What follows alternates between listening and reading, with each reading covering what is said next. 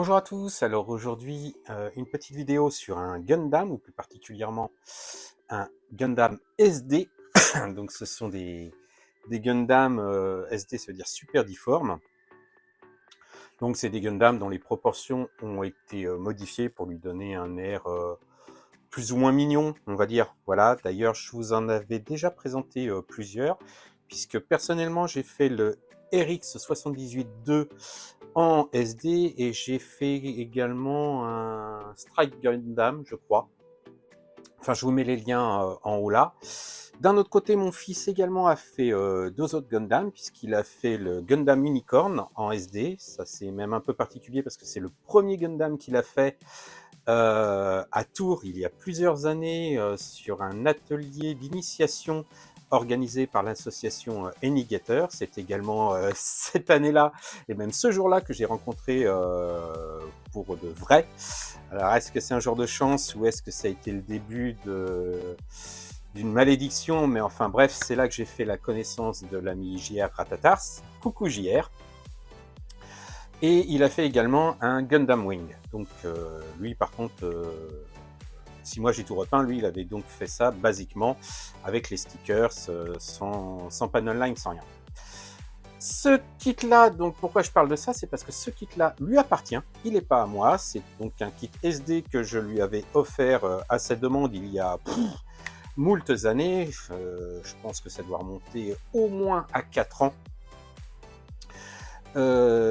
Il l'avait commencé, puis avait abandonné, hein, puisque d'autres choses plus importantes et plus prenantes, telles que les études par exemple, lui avaient monopolisé l'attention, mais le voyage au Japon et tout ce qu'il a vu sur place lui a redonné un petit peu envie de reprendre ce kit, et donc c'est ce qu'il a fait, il l'a repris, mais je vous montrerai ça un petit peu plus tard. D'abord, je vous présente la boîte. Donc, toutes les boîtes de Gundam SD, en tout cas de cette époque, hein, je ne sais pas pour les plus récentes, se présentaient de cette manière-là, donc avec une illustration faite, je pense, par ordinateur sur le dessus de la boîte. Donc, nous voyons que c'est un ZGMF-X42S, sans doute issu de la série Destiny Gundam. Alors encore une fois, je rappelle, hein, autant je flash bien sur les designs de ces robots, autant je n'ai jamais vu une série Gundam de ma vie. J'espère rattraper ça très prochainement. On voit ici que donc il y a le logo ici SDEX standard. Et donc, c'est un produit officiel Bandai, et c'est du Gunpla, et qui daterait donc de 2016. Donc, vous voyez, c'est quand même pas tout récent. Sur le côté ici, si j'évite les reflets, donc des photos du modèle monté et peint, et ça se voit parce qu'il y a le panel line et autres. Et ici, on voit que ces armes et ces attributs donc, de modèle SD, comme vous voyez, hein, je parlais des proportions qui avaient été modifiées, peuvent être utilisés pour être appliqués sur le modèle HG, Y donc, et être utilisés avec donc, le véritable modèle, entre guillemets, au 144e, si je ne me trompe pas. Donc on est sur les mêmes illustrations. Ici encore une vignette timbre-poste du modèle monté et peint et panel liné, vue de face, vue de dos. Les petites instructions habituelles, hein, il ne faut pas le donner à un enfant entre 0 et 3 ans. Des petites pièces peuvent être avalées. Et à l'époque, ça valait donc 600 yens. 600 yens, ça faisait 4 euros à peu près. Ouais, on va dire ça, 3-4 euros. Donc voilà pour la boîte. Ce que je vous propose maintenant, c'est de regarder la notice. Donc voilà la notice en papier glacé au format accordéon, hein. Donc il faut un bureau de Merci JR, de Sinistre. Donc nous voyons qu'il semblerait que ce soit le 9e modèle de cette gamme-là. En première page, nous avons donc encore une fois une photo du modèle monté et peint. Je pense même pas qu'ils aient utilisé les stickers, hein, c'est vraiment que de la peinture, avec énormément de panel line. Donc encore le modèle reprécisé ici, hein, donc le ZGMF X42S de Destiny Gundam. Et on va regarder tout de suite comment ça se présente. Alors, hop là. Donc sur la première page, comme d'habitude, les conseils habituels de sécurité et de montage, les grappes en présence. Donc on voit qu'il y a 4 grappes en plastique injecté et une grappe de polycap.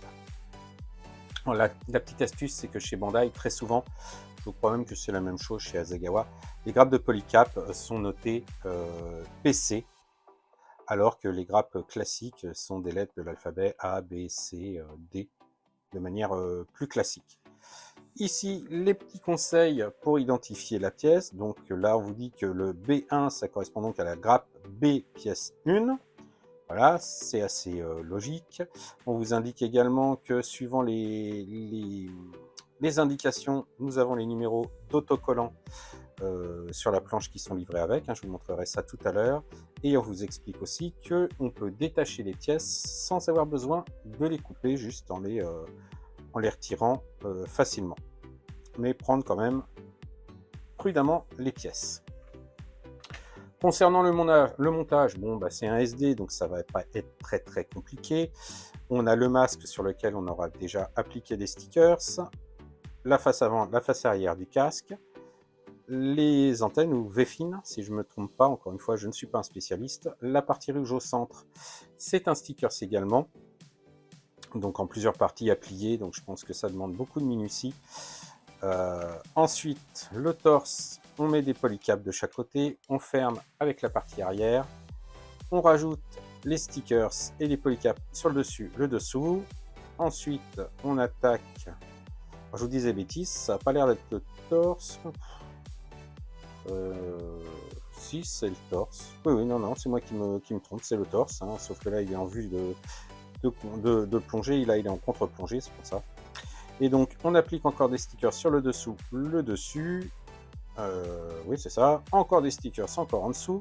Comme vous voyez, il y a quand même la dose de stickers. Ensuite, on attaque les bras, donc avec les pièces formant l'avant-bras. La protection d'armure du bras avec encore un stickers. La main avec 2 stickers, cette fois-ci. Les épaulettes avec encore un stickers. Donc vous voyez, énormément de stickers pour faire du no paint. Pareil pour l'autre côté des bras. On attaque ensuite la jambe en insérant les polycaps. On clipse le pied, un sticker sur le dessus pour mettre une touche de couleur. La même chose de l'autre côté. La jupe, encore l'application de plusieurs stickers. On emboîte le tout. On rassemble le tout. On nous indique ici que on peut le mettre sur un stand. Et ensuite, on attaque, je croyais en avoir fini, mais non, on attaque le backpack. Donc, 2 ailes avec des stickers, encore une fois, on insère le tout dans le backpack et on clipse le backpack sur le dos. On voit qu'on a différentes armes que l'on peut également placer dans le dos du personnage. Les ailes à l'arrière sont orientables. Et ici, on a des vues donc du modèle fini et peint. Encore une fois, comme je vous dis, quand je vais vous montrer, les stickers sont plutôt métalliques. Là, on voit bien que ça a été peint. C'est pas du tout le rendu qu'on aurait avec des stickers. De plus, encore une fois, il y a le panel line qui ne trompe pas. Ici, les éléments qui sont, je pense, les armes et le backpack qui peuvent servir à agrémenter le modèle au 144e. Et ici, vous avez l'ensemble des couleurs si vous souhaitez donc peindre ce modèle, si les stickers ne vous plaisent pas. Alors, justement, en parlant des stickers, je vais tout de suite vous montrer ça. Voilà, donc la planche de stickers, comme je vous avais dit, c'est très métallique. Pour en avoir déjà posé sur d'autres pièces, ça colle plutôt bien, mais c'est assez rigide. Après, si on les applique bien, ça peut bien épouser la forme. Mais par exemple, là, vous voyez, pour les mains, il faut mettre le sticker jaune que vous avez là sur le rectangle qui est sur le dessus de la main. Et ensuite, vous habillez le reste de la main avec ce sticker-là, qui a donc un trou au milieu pour laisser passer le jaune. Ça, c'est le sticker qui se place sur la partie rouge entre les V-fines. Ça se met dans le casque. Enfin, vous voyez, c'est quand même assez fastidieux. Si on veut un bon résultat, vaut mieux peindre. Et bien justement, en parlant de résultat, je vais vous montrer ce qu'en a fait mon fils. Et voilà, le résultat. Donc comme vous pouvez le voir, ça n'est pas tout à fait fidèle au modèle d'origine. Je vous montre ce à quoi normalement ça aurait, entre guillemets, dû ressembler. Voilà. Or, il est parti sur un schéma de peinture totalement différent. Alors, il s'est inspiré de diverses choses. Alors, je crois que c'est quelque chose qui est un peu à la mode en ce moment sur Internet. Mais surtout, ça ressemble énormément au modèle qu'on a pu voir dans différentes boutiques Gundam durant notre voyage au Japon. C'est une gamme qui s'appelle de mémoire l'Ecopla. Alors, moi, j'en ai ramené un. J'ai ramené un RX78-2 en mode Ecopla. Alors, qu'est-ce que c'est l'Ecopla? Éco pour éco-écologique, plat, gun plat. Donc en fait, c'est des gunplats écologiques. Alors, qu'est-ce qu'on entend par un gunplat écologique? Un gunplat écologique, c'est un gunplat fait en plastique recyclé. Donc l'une des caractéristiques de ces modèles faits en plastique recyclé, c'est que généralement, enfin tous ceux que j'ai vus, sont à majorité de couleur noire et ont des touches d'une couleur en particulier. Là, je vous mets à l'écran donc une photo du Gundam que je me suis ramené du Japon, donc le RX78-2 au 1/144e. Donc vous voyez qu'il est entièrement noir avec des touches de bleu. Il y a son homologue au 1/100e qui lui est plutôt, si je me souviens bien, avec des touches vertes. Mais il y a pas mal de modèles qui sont faits comme ça. Il y a eu également d'autres modèles et d'autres comment dire, exemplaires qui respectent pas ce schéma de couleur. Il me semble que l'ami JR a fait un RX78-2 qui a la particularité, on peut remettre les pièces sur une grappe, c'est assez joli.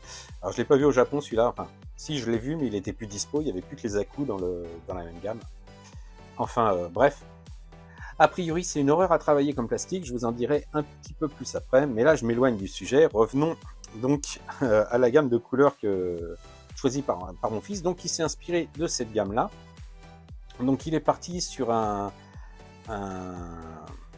primeur, un après, voilà, en français, de couleur noire mat à la bombe. Et ensuite, il a appliqué au pinceau différentes variantes de rose, donc plus ou moins foncé. Et je précise au pinceau parce que moi j'ai tendance à travailler plutôt à l'aérographe. Et lui, comme il s'est un peu plus spécialisé dans la peinture de figurines, parce qu'il aime aussi tout ce qui est jeu de rôle. Donc il travaille un peu plus au pinceau, on le voit, il a beaucoup plus l'habitude que moi. Donc plusieurs tons de rose et surtout toutes les arêtes ont été éclaircies dans un rose beaucoup plus clair. Et il a agrémenté le tout de décalcomanie qu'il a récupéré sur une planche qu'il a trouvée dans ma boîte à ravio. Je crois que c'était une planche que j'avais récupérée sur eBay ou AliExpress de Gundam au 1/100e. Je crois que c'était le RX78-2 version 3. Les planches que j'ai pas utilisées au final, puisque moi j'avais à ce moment-là j'avais uniquement la version KA. Donc j'ai pas du tout utilisé ces décalcos-là, et lui il les a récupérés et il en a mis quelques-unes, voilà, pour décorer. Donc vous voyez là sur le côté du casque, l'UNT Spacey, quelques petits marquages très discrets, hein, histoire de ne pas surcharger. Et il me semble sur le côté là, voilà, sur l'aile là sur le côté, on peut lire ici là, hop, si je fais la mise au point dessus, on peut lire Gundam. Voilà, il s'est fait plaisir avec ça. Donc un petit rendu très sympa. Moi franchement j'ai trouvé ça tellement fun que mon RX78 Ecopla Je vais sans doute également le retravailler de cette manière-là, même si à la base il est déjà uniquement noir et bleu, mais faire les arêtes en bleu un petit peu plus clair et puis également peut-être en rajouter un peu parce qu'il n'en a pas énormément, comme mon fils a fait, peut-être faire les V fines, les yeux en blanc, voilà, quelques différences en tout cas, quoi qu'il a les yeux bleus il me semble sur les coques là. Enfin bref, un petit rendu très sympa pour un petit Gundam SD qui est cool déjà à la base, mais là je le trouve beaucoup plus cool et beaucoup plus badass. Voilà, je crois qu'on a tout dit. Bien, sur ce, bah, prenez soin de vous, et moi je vous donne rendez-vous peut-être pour un autre kit de Gundam que vous avez entendu. J'en ai d'autres en stock. Ciao!